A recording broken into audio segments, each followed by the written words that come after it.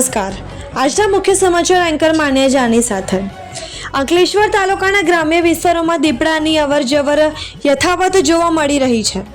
સેંગપુર ગામ ખાતે આવેલા કેશુ બાપાની વાડીમાં છેલ્લા કેટલાક સમયથી દીપડો આવનાર દેખાઈ દેતા ખેડૂતો અને ગ્રામ્યજનોમાં ભયનો માહોલ સર્જાયો હતો. દીપડાની વારંવારની અવરજવરને પગલે ગ્રામ્યજનો દ્વારા વન વિભાગને જાણ કરવામાં આવી હતી. વન વિભાગની ટીમ દ્વારા કેશુ બાપાની વાડી નજીક દીપડાને પકડવા માટે પાંજરું ગોઠવવામાં આવ્યું હતું. તે દરમિયાન આજ રોજ રાત્રિના સમયે દીપડો પાંજરામાં પુરાઈ ગયો હતો. દીપડો પાંજરે પુરાતા વન વિભાગની ટીમે તેને કબજે લઈ આગળની કાર્યવાહી હાથ ધરી છે.